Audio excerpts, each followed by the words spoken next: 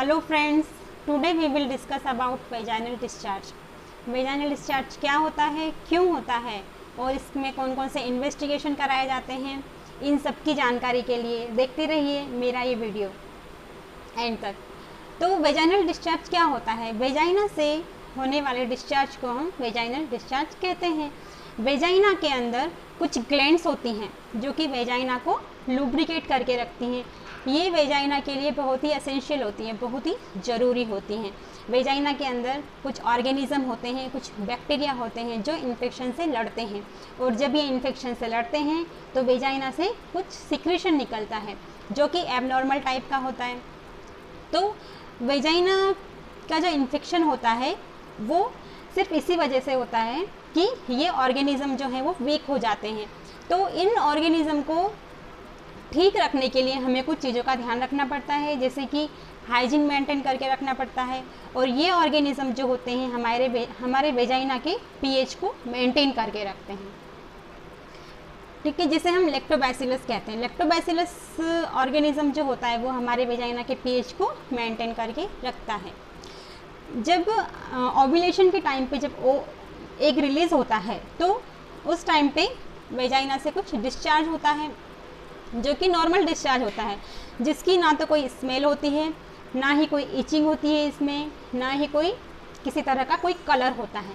लेकिन abnormal discharge क्या होता है, कैसा होता है? एबनॉर्मल डिस्चार्ज में स्मेल होती है, इसका जो कलर होता है वो या तो ग्रीन कलर का होता है, या फिर कह सकते हैं हम ब्लड के कलर का होता है, या फिर फटे हुए दूध की तरह होता है, या फिर ग्रीन कलर का होता है। तो इस तरह का जो इन्फेक्शन होता है उसमें कलर चेंजेस होने लगते हैं वेजाइनल इन्फेक्शन में। उसके बाद हम देखते हैं कि वेजाइना में इचिंग होने लगती है।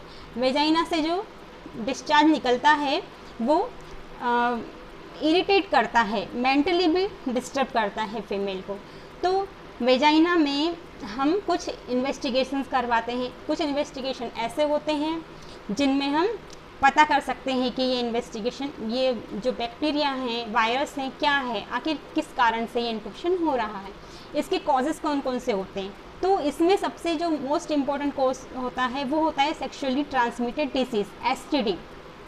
एक होता है हाइजीन मेंटेन करके ना रखना, और जो मेनोपोजल लेडीज़ होती हैं जिनमें मेनोपोज की कंडीशन आ जाती है, जिनके मेंसेस रुक जाते हैं, उनमें हार्मोनल इम्बैलेंस के कारण भी वेजाइनल इन्फेक्शन होने के चांसेस बहुत ज़्यादा होते हैं। जब भी हम किसी गायनेकोलॉजिस्ट के पास जाते हैं तो फर्स्ट ऑफ ऑल वो यही क्वेश्चन पूछती हैं कि आपका ये डिस्चार्ज कब से है, कितने दिनों से है ना, कोई यूरिन में कोई जलन तो नहीं है, पेट में दर्द तो नहीं है, कब से पेट में दर्द है ना, कोई इरिटेशन तो नहीं हो रहा है। इन सब की जानकारी पूरी लेने की वो कोशिश करती हैं। उसके बाद वो speculum examination, vaginal speculum examination करती हैं, जिसमें वो वेजाइना का मुंह देखती हैं, यूट्रस देखती हैं, जिसमें देखती हैं कि कोई स्मेल तो नहीं है, कोई ईचिंग तो नहीं है, इसका कौन सा कलर है। ठीक है, इन सब की पूरी इन्वेस्टिगेशन करने के बाद फिर वो आपको ट्रीटमेंट देती हैं। इसमें इन्वेस्टिगेशंस कौन कौन से होते हैं? एक तो होता है पेप स्मीयर। पेप स्मीयर में क्या होता है कि वेजाइना से थोड़ा सा जो डिस्चार्ज है वो इन्वेस्टिगेशन के लिए भेजा जाता है। दूसरा कल्चर मीडिया, इसमें कल्चर्स टेस्ट भी होते हैं, है ना, और कुछ टेस्ट जो होते हैं एसटीडी के लिए होते हैं, जिसमें HIV, herpes, hepatitis B, hepatitis C, इनके सारे इन्वेस्टिगेशन कराए जाते हैं।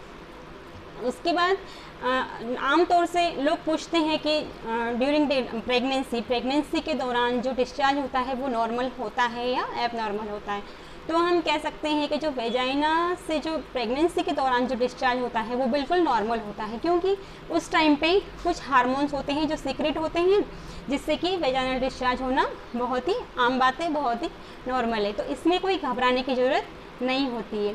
Thank you very much. अगर आपको मेरा वीडियो अच्छा लगा है तो प्लीज़ लाइक कीजिए और शेयर कीजिए और मेरे चैनल को